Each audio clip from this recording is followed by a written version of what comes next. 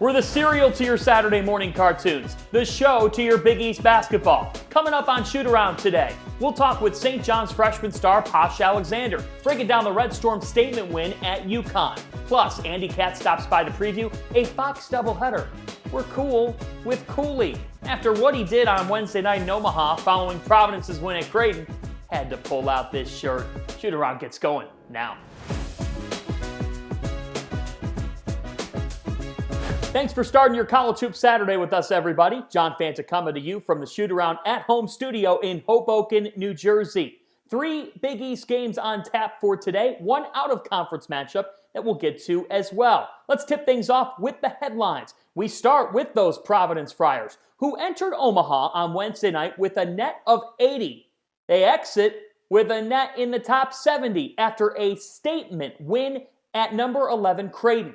74-70. The keys for the Friars, a hot start. They got out to an 11-2 lead. And then they would just keep hanging on. Every time Creighton kept inching back, Providence would come up with that big stop. The biggest key from a player standpoint, Nate Watson. The senior center is not getting talked about enough nationally.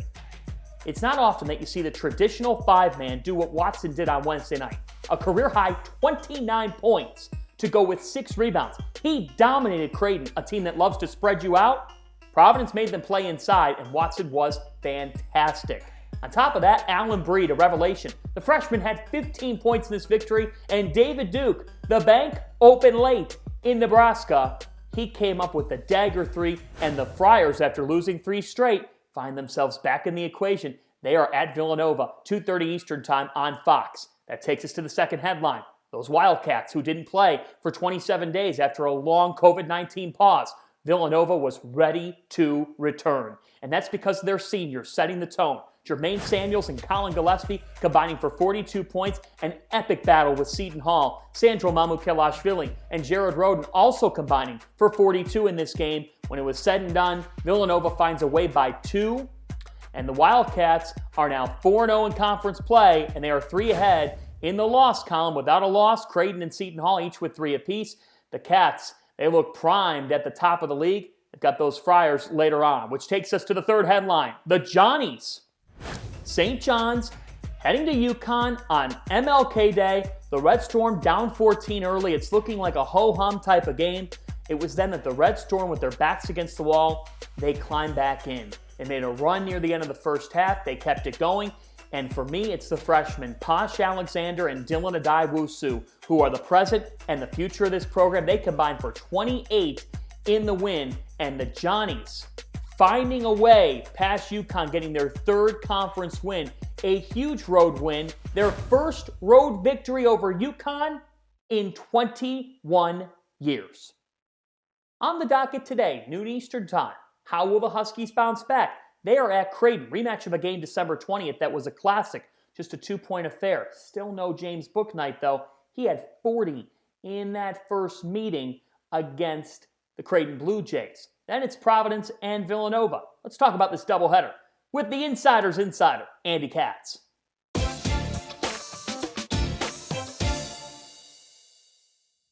It's great to be joined by Andy Katz from March Madness and Fox College Hoops. You can find him all over social media at the Andy Katz on Twitter. Andy, as we look ahead to this Fox doubleheader today, Creighton and UConn, they met on December 20th. It was a thriller, 76-74. Blue Jays escape in overtime. The key element there, James Bouknight had 40 points for the Huskies. He was willing them. He will not be playing in this game in Omaha. How does UConn stay in it and have a chance? Well, certainly UConn played well initially after Bouknight went out, but obviously the game against St. John's got away from them. That was a disheartening home loss for the Huskies. Obviously, we know the home court is not the same this season anywhere in the country. So without Bouknight, going to Omaha, playing a Creighton team that's going to have to sort of look inside itself here after losing at home to Providence. Look, this would be an upset if UConn could win at Creighton without James Bouknight after Creighton had lost at home. I don't see it, but they would have to play a massive A game, the best game they played, I think, this season after what both teams have experienced in their last outing. Well, they might have to take a page from Providence's book. Nate Watson has been so strong and controlled the interior against Creighton. A career-high 29 points for Nate Watson in Wednesday night's win at Creighton for the Friars. Perhaps a season changer for Ed Cooley's group. Now, PC heads to Villanova on Saturday, so it's a 2:30 tip. It's on Fox. The Friars won at Villanova last year when they were in the midst of that hot streak at the end of last season. What do you see in this matchup between a suddenly confident Providence team and a Villanova team that'll be in their second game coming back from their pause? Well, it's interesting, John, because Providence this season, and look, I should say over the last couple seasons, they've been a very good road team. But especially this season with the win at Creighton, they won at the buzzer essentially over Seton Hall. So you would think that they go down to Villanova feeling very confident in themselves to get that win.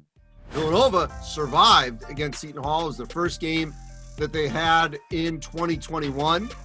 In talking to Jay Wright earlier this week, he feels fairly confident, or felt fairly confident before the Seton Hall game when I talked to him, that they would be really a much better team, more full strength on Saturday, meaning today, against the Friars than they would against Seton Hall. And he could prove to be prophetic in what he said on Monday to me as you look ahead to this game. But for Providence to come out here with a win, David Duke's going to have to play very well.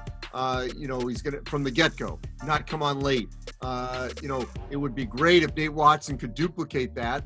He certainly has a chance because Villanova's strength is not at that same position. Can they pull it off? If they pull it off, that would do wonders for their resume. But you have to think that Villanova, given more practice time, having survived the Seton Hall game, will be better prepared for the second game after coming off a pause. All right, I'm going to put you in the hot seat to end things here. At this point, and it's hard because Villanova was on such a long pause, but I'm curious here. You had to vote for one player for Big East Player of the Year right now. Who would you pick? Wow. I got to see how James Bouknight comes back from the elbow surgery, because if he comes back sometime in February and is anything close to what he was, then I think he could still be Big East Player of the Year. I still think we got to wait and see who emerges consistently from Villanova. Will it be Jermaine Samuels? Does he end up being – does Marcus Zagorowski become even more consistent? Does David Duke, Nate Watson? There's still so many candidates. You could pluck someone off of Marquette or Xavier or Seton Hall. Mau. He certainly could be in the mix to be the Player of the Year. I'll tell you this, John. In all the years of covering the Big East, I don't know if it has ever been this wide open for Player of the Year. Had Bouknight not gotten hurt, he would be the clear favorite, but he got hurt. And so that opens it up, I think, to a slew of candidates. Should be a very interesting race as we go down the stretch. You can follow him at the Andy Katz, at March Madness, at CBB on Fox. He's all over. Andy, thanks for taking the time. The end of the season was hard on everybody. They've put so much work to get back to this point. We're going to show what we can do this year. It's always been a dream of mine. UConn belongs in the Big East. I think there's a chip on their shoulder to finish what we started last year.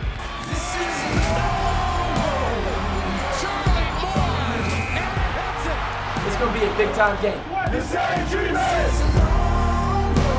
And here we go for the win!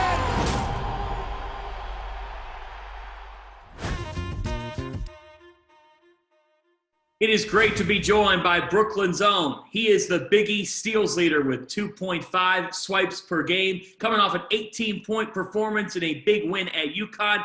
It's St. John's freshman Posh Alexander with us on Big East Shootaround.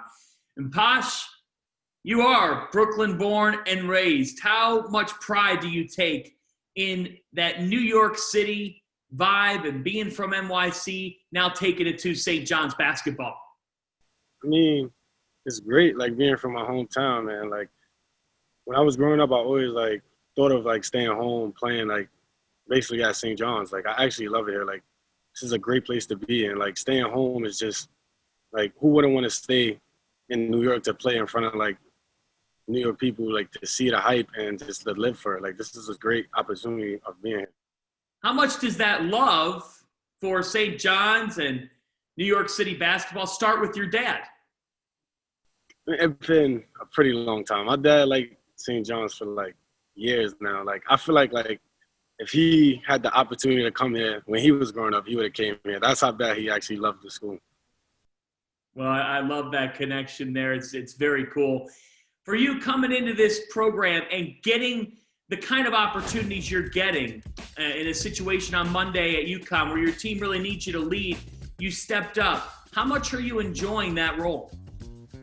I'm actually enjoying it. Like, being a freshman, having that opportunity to be a leader on the court is actually great. Like, and I appreciate my team, my coaches for giving me this opportunity as a freshman. Like, it feels great to actually do that. When you were in high school, Posh, you had a 4-star recruiting ranking, and you break your arm. That ranking falls. Your stock kind of falls in high school. Tell me what allowed you to stay driven, to stay focused, to get to the point that you're at right now? Just what played a big part of that is my family and my coach. When I broke my arm, when I broke my arm, it's just, I just don't like talking about this, but when I broke my arm, like, I was looking at, like, the rankings and my name, like, slowly, like, getting off the list. So what I did, I took a screenshot and put it as my screensaver. And now waking up every day looking at my screensaver just motivated me. So basically that, and my family, like, telling me to, like, stay in it. My coach, Coach P, like, telling me, you're going to be good one day. The rankings don't mean nothing. Just stay positive. My mom, my dad, my sisters, everybody that, like, my love figures, like, they was just keeping me motivated. And saying back to what I said, like, waking up every day looking at my screensaver was like, man, I know, like, I broke my arm, but I actually played against these guys, and I gave them my all, like, every time I step on the floor. So seeing my name slowly losing, getting off the ranking was, like, just slowly breaking me, like, mentally breaking me down. And I had days that I cried and I wanted to give up, but, like, it was just my family, like, my coach. They just, like, kept me in it. So, like, as me getting back, I used to wake up, like, 3 times a day, 6:30, 6 o'clock in the morning, and go run. I call my coach, like, Coach, can we get in the gym? Like, I was just, like, basically dedicated. Like, I had something to prove on, like, coming back, and that was really it. Well, that mentality, Posh, is really special, and now we're all seeing the results of what you've been able to do in your freshman season. Now this team has won 2 of their last 3 games. What is clicking for St. John's? I mean, we just coming together, like, as a great team. I feel like in the first couple games we was losing. I just feel like everybody was, like, all over the place. Now that we coming as, like, a team, the chemistry is here. We talking on the court, and the main part of that is our leaders and the coaches. I feel like we had, like, a little meeting. We talked about, like, what's going on. And I really, like, appreciate that. So now everybody know, like, what's going on. So now we all on the same page. So I feel like it's our defense. Like, that's really, like, helping the team, because, like, we getting the steals, we getting fast breaks, we getting layups. Like, it's just our defense that's just keeping us going. And having Josh blocking shots, having Julian making shots, having the team coming together playing defense, and everybody just doing well, like, that's really it. You know the Big East for great basketball, incredible intensity, and rich rivalries. You know us for the big plays, clutch shots, and unforgettable moments. On the court, we are out there to beat our opponent. But today, we come together for a cause that's much greater than basketball. Today, we stand united to end social and racial injustice in our country. The matchup is us against racism. Our goal is for true equality. This isn't about politics. It isn't a matter of opinion. This is about what's right. Join us as teammates in this effort to end racism. The time is now. Help us be the change. Be the change. Be the change.